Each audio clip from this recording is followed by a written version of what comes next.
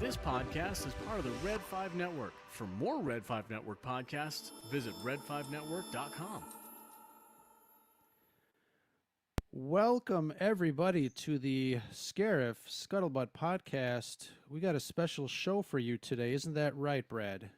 I can't tell you how excited I've been. This has been a dream. We've talked about this since we started. I can't wait. Yeah, and especially on this day, it is fantastic. Let me, of course, we want to see everybody's lovely faces. Everybody, meaning just you and me. Here we go.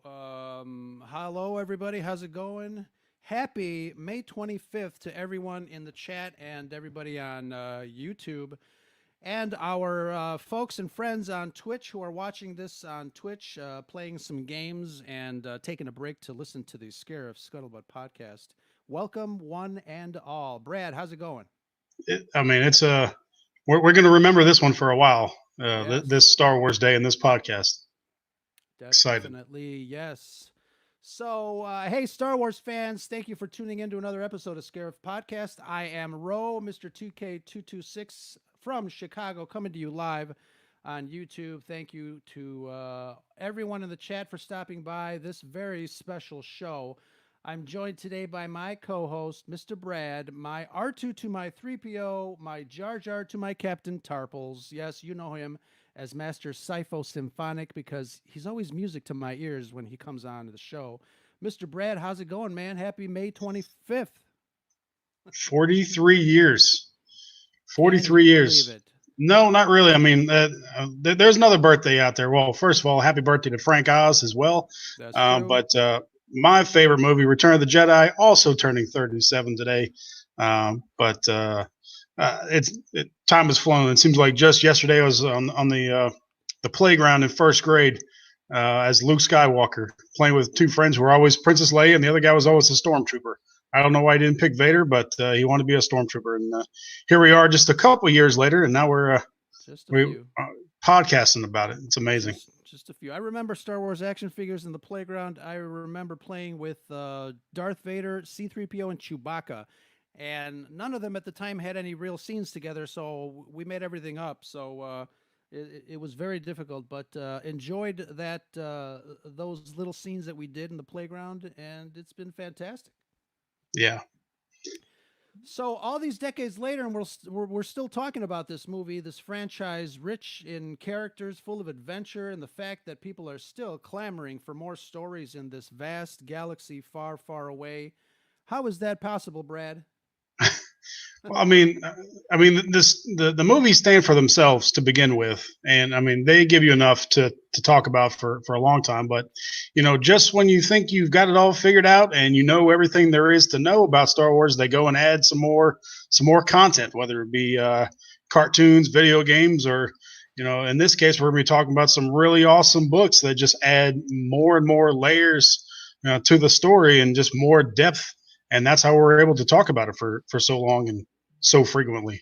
That is true. Today is a special day. As you can see, I'm wearing my 52577 T-shirt, and I'm sure you folks can relate. We'll tell you how to get this T-shirt a little later on. But yeah, today's a special day for us fans, as we have an amazing guest that we're going to chat with and have been teasing for a while. We're super excited to talk to her about her work. I've got a little bit of that right here.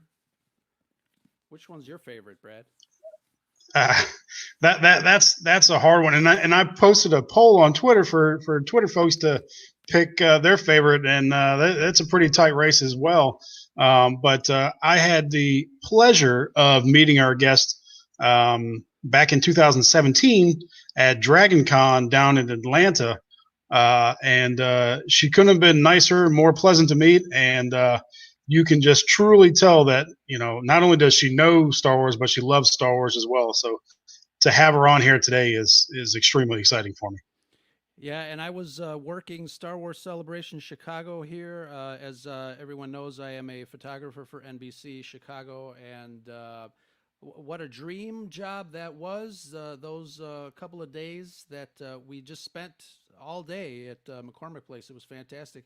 I didn't get to see her there, but I did see her signing some stuff, but I didn't get to meet her as I was basically on the clock the entire time. But yes, multiple award winners like the 2018 Dragon Award media tie-in novel for one of our favorite books, Leia. Favorite of mine, nominated for all sorts of other awards, Master and Apprentice, a favorite of yours, Brad. Countless fan accolades. We've been getting messages all week talking about what favorite books people love.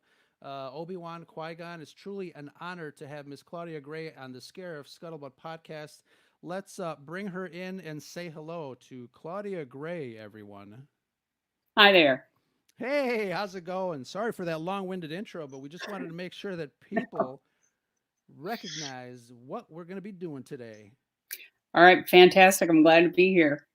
Excellent. Thank you so much. So I was looking through some of your information and came across a Goodreads bio a while ago.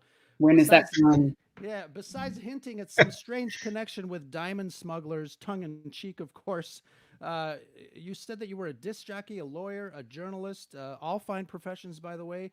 But I was curious about the journalist portion, as I mentioned that I'm a photographer for NBC here in Chicago, and I work with a lot of reporters and journalists. And I was just wondering real fast, how did you like telling those stories versus the stories that you currently tell? I enjoy journalism a lot. And it prepares you very well in many ways for being a professional writer because, as I'm sure you know, you don't get to be precious about anything with a daily publication. They're like, yeah, you wrote 750 words. It's going to be 170 words and you're going to like it. You just learn. And they always say, add more information and make it shorter. Add more information and make it shorter. It makes you write tight and it gets you over edits. Obviously I enjoy what I'm doing now a whole lot more, but I did enjoy being a journalist. I mostly worked in magazines. That's cool. Yeah. Like I said, I work with a lot of reporters and they get a minute 10 to tell their story. And it does make you write a little tighter, a little bit more concise and, just to kind of trim away at some of the fluff that a lot of folks like to kind of embellish, but in news, it's slightly different. But we are so glad that you are doing what you're doing because not only us, but a lot of people in the chat and around the world are enjoying the books and the stories that you have been able to tell for us to enjoy. It is fantastic. That is both really gratifying and a little bit terrifying. I was like, oh, what if they don't like the next one? The first time I didn't really have any expectations, and now I'm like, oh, seriously. So there's pressure on Star Wars writers? There can be, yes. I didn't pick up on any of it in the beginning when I was working on Lost Stars. I wasn't one bit scared. It had never occurred to me to be scared. It was like, I think I've said this before, it's like that moment in Ferris Bueller's Day Off when the two guys take off in the convertible and the Star Wars theme is playing and they're in midair like basically that was the entire writing process of that for me. That was no terror. So yeah, I mean, Lost Stars, and I thought I had it with me, but I know Brad and we started rereading Lost Stars. We grabbed a whole bunch of your books, but Lost Stars is really the first one that I picked up when it came to what were they calling it? The Road to or the Journey to. Yeah. And let me tell you, it's I couldn't put it down. It was very cinematic, the way I visualized it, the way it was written, and I enjoyed it very much. It's one of those books that I just kind of pick up every so often and reread. So kudos. I guess my first question for you is, what is your earliest memory of Star Wars? I remember seeing it, but I saw it several times in the theater that summer. Like, I think 95% of America and possibly the world did. So I don't know that I remember the first time I saw it. I was 6 when it came out. I turned 7 very shortly thereafter.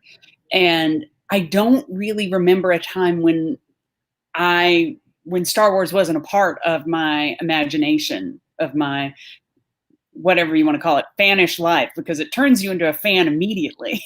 It flipped that switch and it was done. So yeah, I don't remember a time. I remember the first flush of excitement for it. I wanted a Princess Leia doll so bad that Christmas. You cannot, like, it made Ralphie's desire for the Red Ryder BB gun look like a passing fling. I wanted this desperately. And also I would like to take this time, and I've called it out before and I'll call it out again, to whatever fool made the Princess Leia doll just a teeny bit too big to wear Barbie clothes. You're a horrible person and you can be sad. That's too funny. That's just wrong. Just wrong. Yeah. She just had one dress. She just had to stand there in that one dress. That one dress, yeah. Yeah. And a lot of memories with those figures. And obviously today being a special day for us, May 25th, it's very nostalgic. Like we mentioned earlier, we're still talking about this movie, and authors like yourself bringing new things to the Star Wars lore, the world building that George Lucas started so many decades ago. It's got to feel amazing for you, and obviously it's amazing for us because we get to dive back into that world, back into that universe. And my hat's off to you, Claudia. It's fantastic. So what was it like? How did you become involved in the Star Wars community as a writer professionally? It just came out of the blue. I knew an editor who worked at Star Wars and had known her for a long time, but they had never done anything that was a young adult novel, really, at that point. They had done, they basically went straight from kind of like chapter readers all the way up to adult books. They just moved ahead to that. And so since I had only written young adult books at that point, it never occurred to me that she might think of me for this. But unbeknownst to me, they're like, yeah, we should do some young adult. Who's a young adult writer who loves Star Wars and works fast? And this editor knew me. And so I just get this email out of the clear blue one day. I was pumping gas, looking at my phone and like, wait, what? So I was super excited about it, obviously, from the get-go, because imagine going back in time to your little 7-year-old self and being like, someday you will get to play Star Wars for months and they will pay you for it, Yeah. Yes.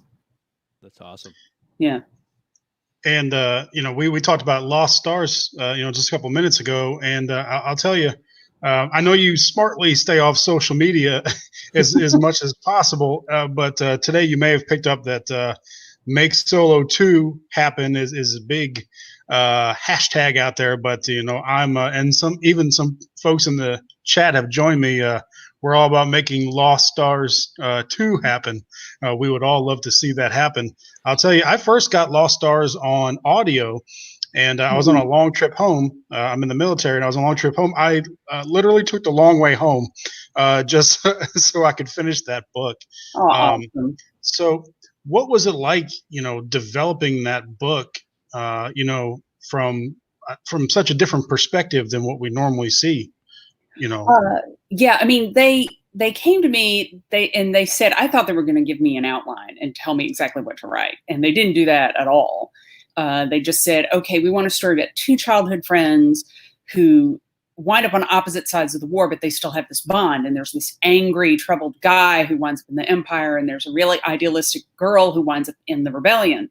And I said, okay, I want the angry guy in the rebellion and the idealistic girl in the Empire. And they said, okay.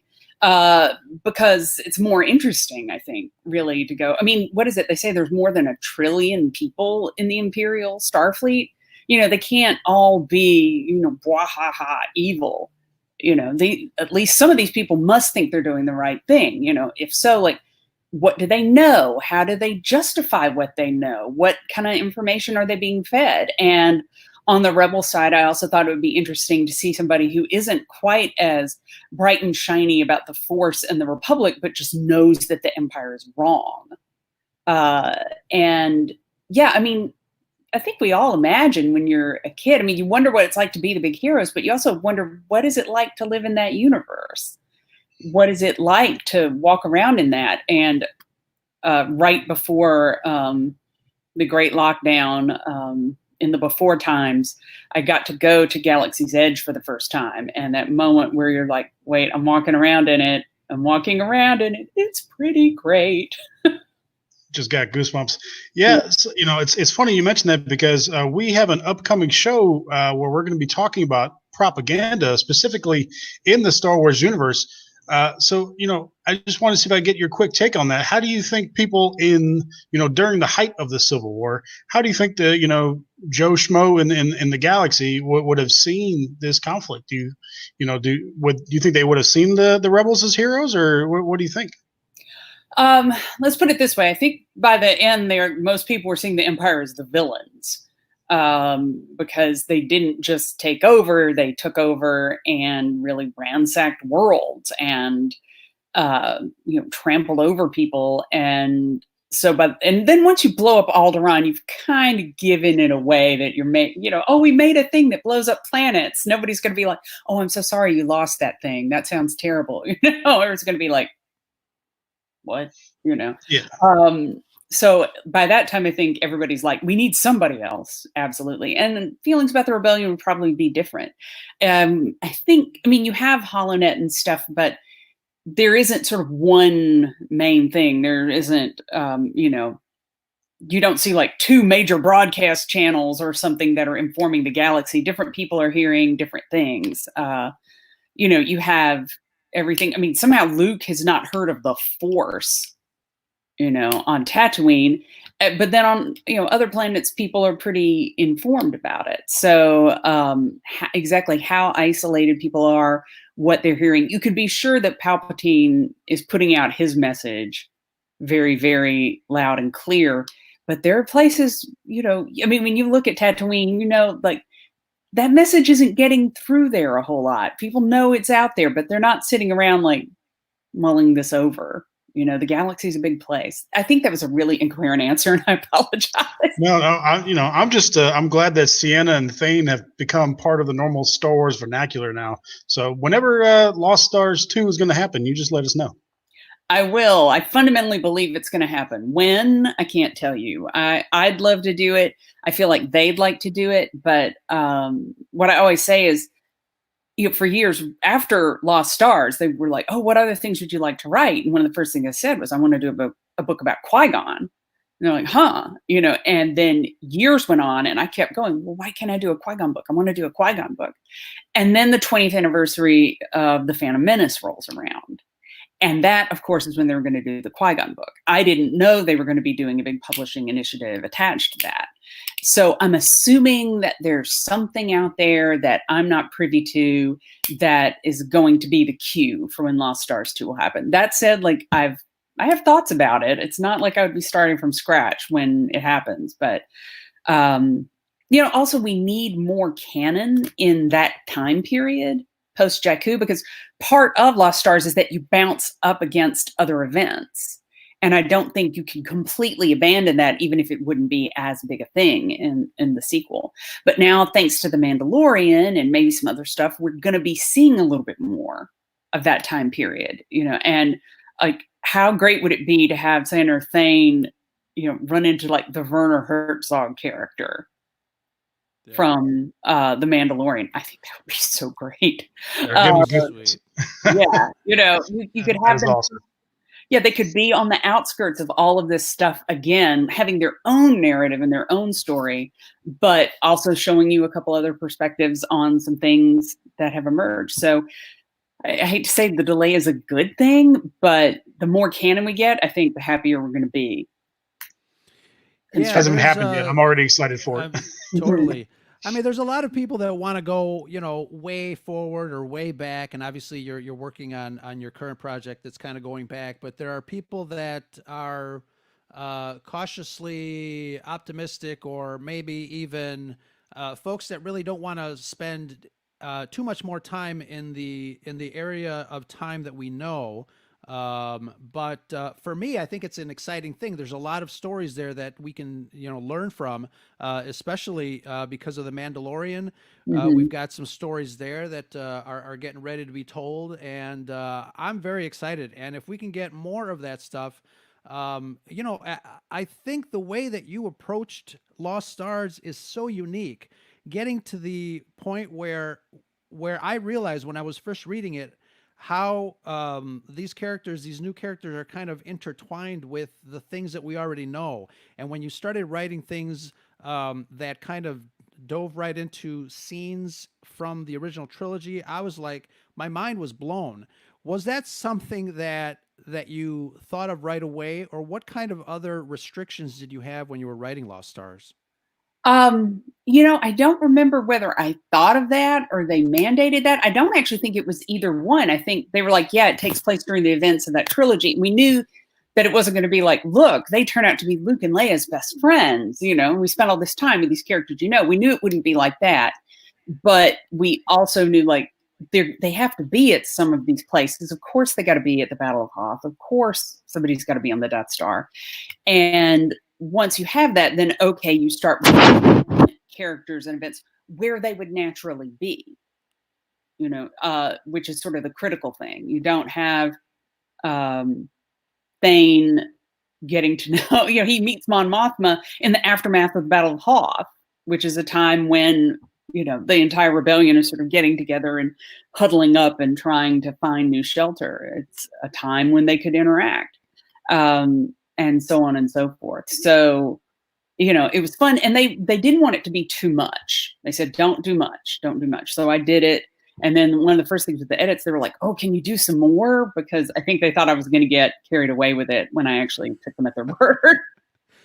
Well, yeah, it's like I said, when I realized that's what you were doing and threading stuff through there, I was just like, oh my God, it was an amazing read for me, definitely. So, and we're definitely going to talk a little bit about Qui-Gon and Obi-Wan because we sense that you had great joy writing those characters. But getting back to Bloodline, it's probably one of the most important canon novels out there, and I have trouble concentrating when I read, but I couldn't put Bloodline down. Could you tell us a little bit about the development of that book, that story? Yeah, that was actually, they came to me that summer. So The Force Awakens still isn't out.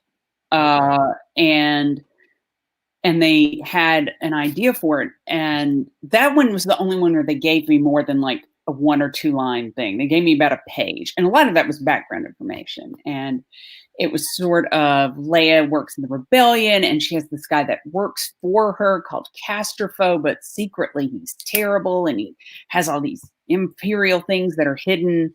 And he betrays her as Vader's kid. And then she sort of decides that she has to leave the Senate and form the resistance. And my first thought was, well, she's got to blow something up. She's got it was, you needed action. And also I didn't really buy that Leia is one of the leaders of, an underground resistance movement for years would not have some instincts about who is and isn't trustworthy. If it were possible to fool her very easily on that score, the rebellion would not have made it very far. So I really kind of didn't buy that one of her closest people would secretly be this thing. So I thought, okay, I'll put Casterfo in the Senate and make him his own thing and make him the quote unquote enemy that sort of has a point. He's not imperial, but he's not a supporter of the way that the Republic has gone. And she has to sort of hear and acknowledge some of that. And I felt like he wound up being a lot more interesting that way.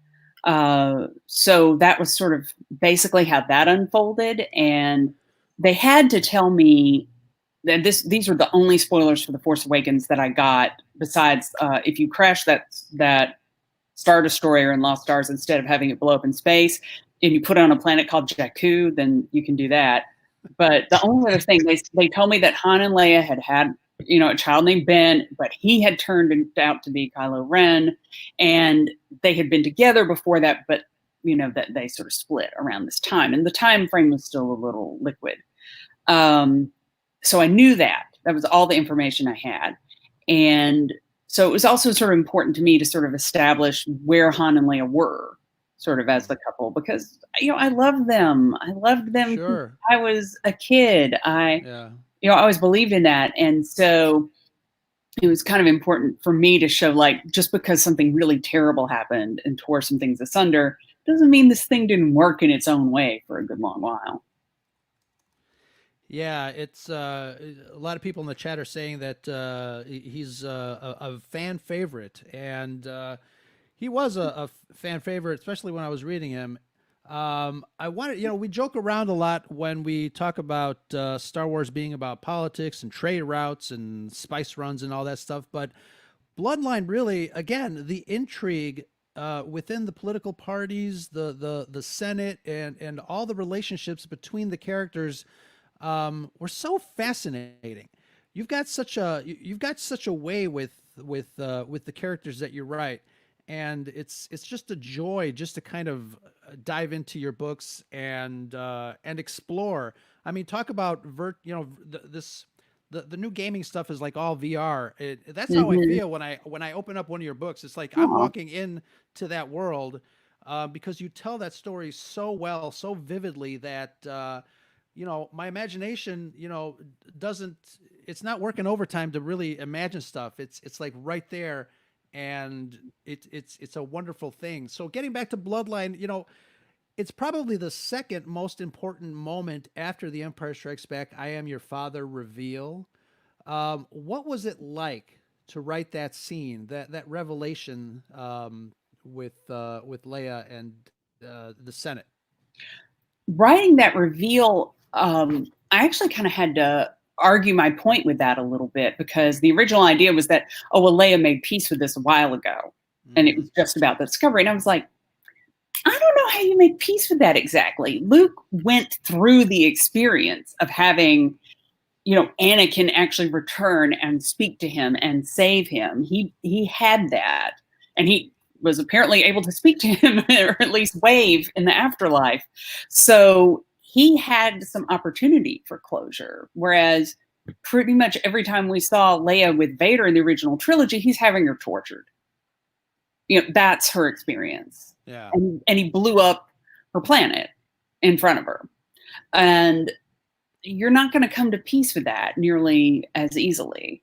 And you always also have the sense that, she's got more of a temper. She's a little bit angrier a person than Luke is. And so I wanted that reveal to also sort of be a part of her coming to terms with it. But yeah, it was great to write that. It was so much fun. At the time, I had it be a hologram instead of an audio recording of Bail Organa. And they were like, you can't do that. It's like, why couldn't I do that? And they're like, we have something too similar. And I was like, holograms are how people talk. I don't get it. And then I went and saw Rogue One. It was like, oh, that's why. Okay, I see it now. Yeah. All right, thank you. But it was really fun to write that and have that moment and just be able to, drop the mic, I guess. Yeah, totally. And I mean, a lot of your book, we read and we watch these movies. They're so cinematic, they're so visual. And reading your books, I can kind of hear, John Williams' music playing in my head, and it just flows so well. It flows really, really well. Thank you. That's high praise, and that's one of the things I do try to do the most, is make it, add moments that hopefully let it be visual and cinematic to some degree. Mission accomplished. I got to say, I literally had chills when I read that scene when the whole galaxy found out, maybe this wound was about to heal, but now it's just wide open. But I got to ask real quick, Hutt Slayer, is that a Claudia Gray original? Because that is not. That is. Oh yeah. It is not. It was circulating in fandom for a while, and I don't have it anymore. But for a while, I had a Tumblr that was just me being a fan Tumblr versus my professional one. And then after a few years, I realized the content in these things is almost exactly the same, except for the rare times that I plug my books on my Tumblr. So maybe I don't actually need them both, and I let the fan one go. But I saw it on my fan one, someone going it shouldn't be Slave Leia, it should be Hutt Slayer Leia. And all these people going, yeah. And I put on there and I was like, we're going to do this. And just, they didn't know it was me. And honestly, I'm not even sure that The Force Awakens Lost Stars was out yet, so they wouldn't have cared if they did know. But from that moment, I was like, yeah, that's a cool way to do it. Although I also thought it was important, Leia never calls herself that, and she wouldn't. For her, that was just dirty work that had to be done. Yeah. But I thought it would be interesting to have a different perspective on that, because you know, I mean, yeah, she's in this bikini and she's chained up, and then she strangles Hut to death with that chain. With that chain and with the strength of her own two arms. Yeah. I mean, come on. Like, I feel like that moment deserves a little bit more recognition for one moment of pure badassery, you know? Right. And for the Nikto to idolize her like that and to see her almost as a liberator, and you know, they're a warrior class of people, I think, mostly, and that's really cool. Yeah. No, I mean, there weren't people like, oh man, Jabba, he was the best. You know, there were a lot of people who hated Jabba the Hutt. So when they saw that, they would be like, oh, that was fantastic. Mm-hmm. So moving on to Master and Apprentice, you know, that gives us a deeper look into the relationship between Qui-Gon and Obi-Wan. You know, having seen you talk at Dragon Con a couple of years ago in 2017, I know you are a huge fan of Qui-Gon, and whatever Qui-Gon work, you know, you want to, you know, whatever you want to produce, we're gonna eat it up. We did a show a few weeks ago, and I wanted to see if I could get your take on it, where we posed the question, what would have happened if Qui-Gon had trained Anakin instead of Obi-Wan? Would things have turned out differently? And with your knowledge and understanding of Qui-Gon, I just want to see if I get you to weigh in on that. What do you think things would have turned out the same way, or do you think the events around Revenge of the Sith may have turned out a little bit differently? It's hard to know because the big wild card there is Palpatine. Palpatine is out there and he's going to modify his tactics based on what he has to work with. So while I think, you know, in a lot of ways, I feel like what happened, you know, Qui-Gon meant well, but what happened was almost as unfair to Obi-Wan as it was to Anakin, because you're supposed to be a Jedi Knight for a few years before you become a master. You're supposed to have more experience and more of this. He didn't get a day of being a full knight until he had a student. And it was a student who was so much older than any other student that had ever happened, and a student who had memories of family life that he lost. And we can appreciate what it means to have that torn away. Obi-Wan grew up in the creche. He can't appreciate that. He doesn't understand that loss. He can't. You know, so it clearly didn't work that well. At the same time, Anakin's fall has to be his own. You know, if you point and go, oh, well, it's all because they messed this up, then the story really loses a lot of its power if it's not Anakin's choice. And I think Qui-Gon would have been a more natural and sort of instinctive teacher. And I think probably for a lot of that time, Anakin would have had an easier go of it. But I also feel pretty strongly that Palpatine would have been coming after him in one way or another and tailoring his approach to whatever Qui-Gon did. And so would it be inevitable?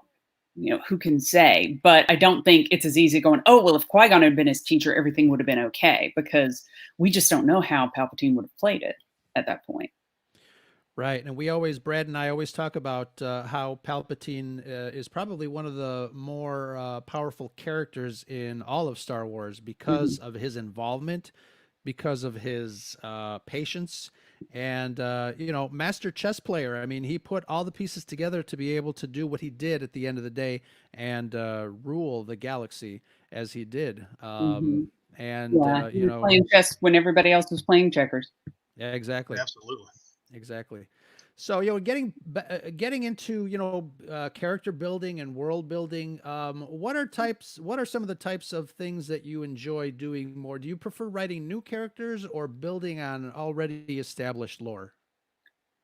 Oh gosh, it depends. Sure. You know, there have been times when I've built on lore and it's been really fun, but I've also really enjoyed creating the original characters as well.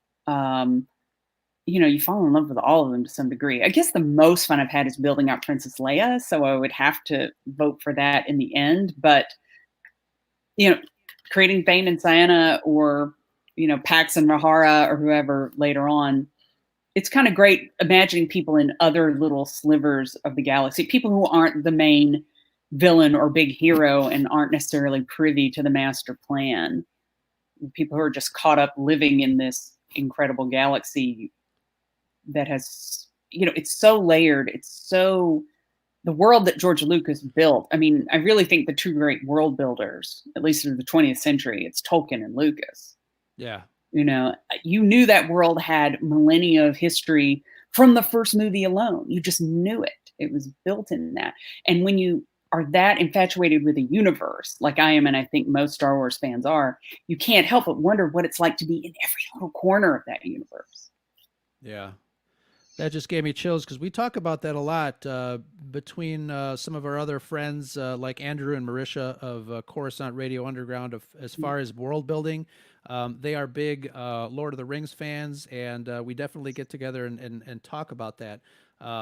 So spot on, Claudia. That is a perfect observation, and we totally agree. Okay. So it sounds like Leia was your favorite established character to write. Who was your, who's been your favorite baby, your original character to write? I still have to say Thane and Ciena. I just do. Probably mostly Ciena, because getting into like, how does a good person justify being in the Empire? That is a mind twister. And it's easier in the beginning. Like, as far as she knows, she's younger. She grew up. This is the state. This is the government.